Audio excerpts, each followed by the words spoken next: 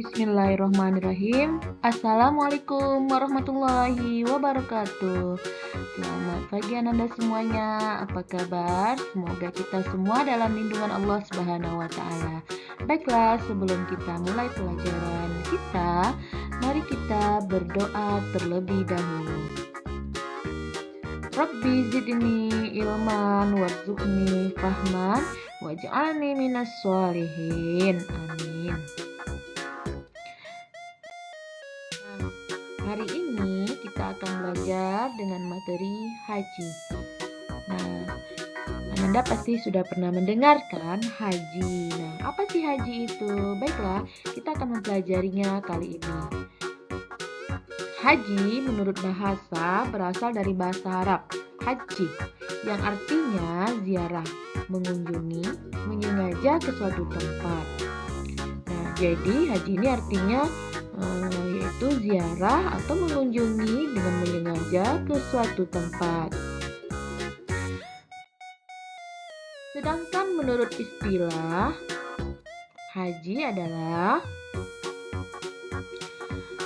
berkunjung atau berziarah ke Baitullah dengan tujuan melaksanakan ibadah kepada Allah.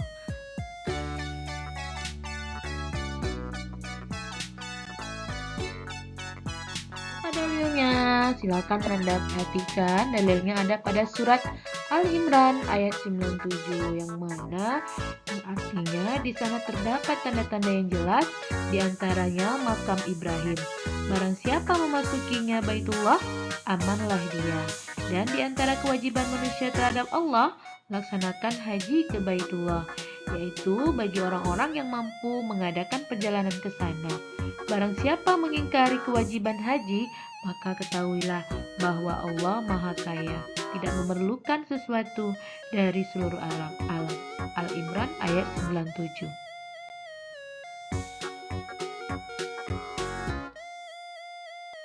Nah, baiklah. Apa itu hukum haji? Hukum haji ada 5.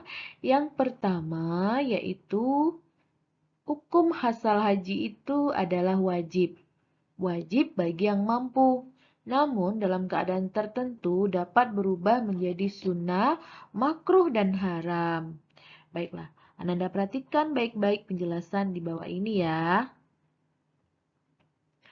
1. Wajib. Wajib yaitu ketika kita pertama sekali untuk melakukannya. Nah, ketika kita melakukan ini, kita dalam keadaan mampu, baik itu materi maupun jasmani dan rohani kita. Yang kedua, hukumnya yaitu sunnah. Apabila dapat mengerjakan ibadah haji untuk yang kedua kali dan seterusnya. Jadi, anak yang belum balik atau hamba sahaya itu masih sunnah.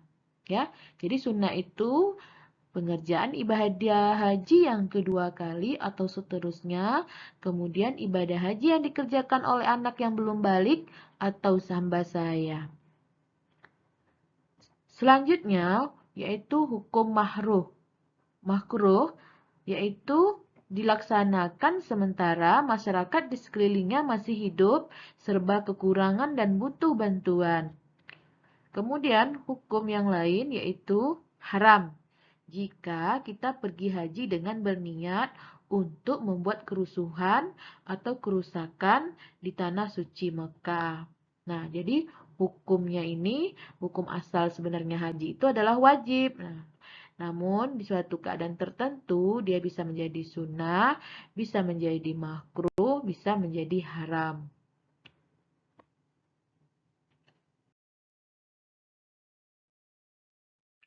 Nah, apa saja syarat haji? Mari perhatikan bersama. Yang pertama, Islam. Jadi, orang yang bukan Islam atau non-Muslim itu tidak wajib melaksanakan haji. Yang kedua, berakal sehat. Orang gila itu tidak wajib untuk melakukan haji.